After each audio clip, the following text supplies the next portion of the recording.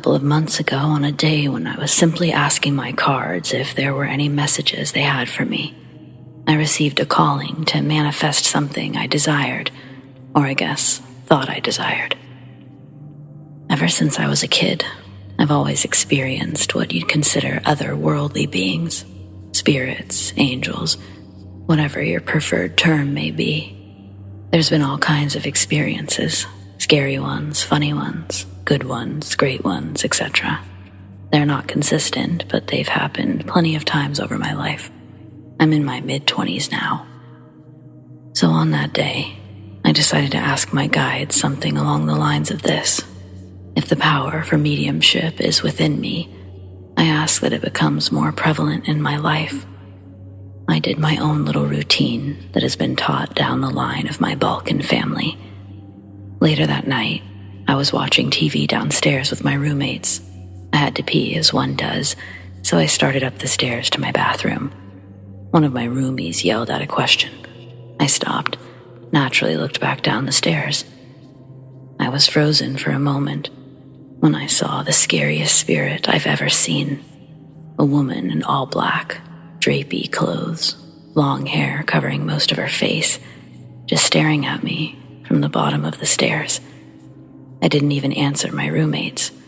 I began backing up the stairs quickly, turned around once again, and there she was, closer this time. A feeling of dread came over me. I'm not joking when I say I ran to my bathroom, slammed the door shut. I called one of my roommates downstairs to come get me. That night, as I was falling asleep, I heard my name being whispered. Let's just say I didn't sleep that night. I do all my practices during the day. It's just how it's always been and what feels right. The next morning, I reversed that asking of mine, did one of my familiar house cleansing practices.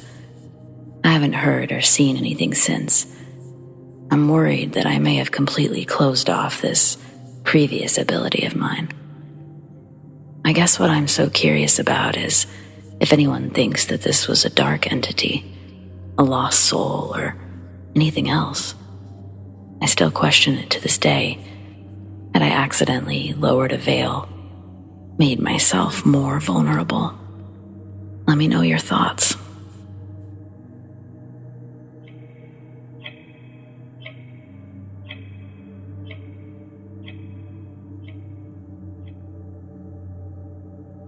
This happened to me in the early 2010s, and admittedly did not happen on the Navajo reservation, but it did take place on another reservation nearby.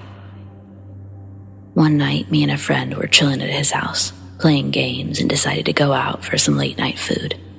Being that it was past midnight, the only option was the 24-hour McDonald's. After getting our food, we decided to just cruise around the back roads for fun. The area that we were driving wasn't well known to us since we were driving on another tribe's land, but my friend had a general sense of where we were going. The road we were on led us out into the middle of nowhere. We finally stopped and pulled over on top of this big mesa where the road went down like in a snake pattern. As I said, it was nighttime, but you could still see a long way off in the distance from our little vantage point, including house lights in the distance where the road led. After getting out of the car, I walked closer to the edge of this overlook point, started howling and screaming to hear my echo. I did that for a few minutes before I walked to the very edge and looked down. I saw a light from a window just below me, close enough to where I could have thrown a stone and hit it. I distinctly remember the light looking like it was from a candle with the flickering, but definitely wasn't dim like a candle would be.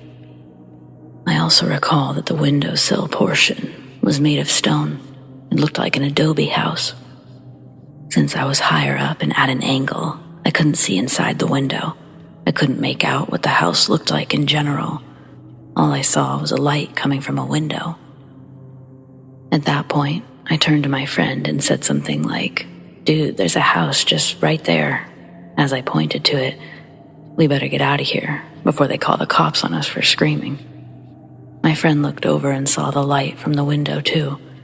He laughed and agreed. We both got in his car and split. Nothing spooky or creepy even crossed my mind that night, just that I may have scared someone in their house with my screaming. A few weeks later, me and the same friend went cruising around again, but this time during the day. We visited the same area, pulled over to look at the view. I went back to the edge of the mesa, looked over, but to my surprise, there was nothing there. Not only was there no sign of the house, but a house couldn't have been built there in the first place. It was way too steep, rocky, just boulders, sand, and weeds. I relayed this info to my friend, and he looked over the edge too. That's when we were both like, what the fuck did we see that night then? My story ends years later when I meet and befriend a coworker who lived and grew up on the reservation where the mesa overlook was. We began trading scary stories. That guy has some crazy shit that he's experienced out there. And I told him about seeing the adobe house at night that wasn't there in the daytime. He laughed and said something like, "Dude, you saw the witch house." I asked him to explain, and he said that the area that I was in was known for being a spot that people stay away from at night. Apparently, these witches hang out there now and then, and there's a small adobe house on that cliffside, but it's very small, like something your average person would have to crawl into. He doesn't know much more than that, but says he knew plenty of stories of people seeing it lit up at night. So, that's my true story about seeing a possible witch house. Just like how skinwalkers are Navajo witches, there's other similar witches for other tribes. I don't know the name given to that one that I saw, but it's a cool little story to have in my pocket.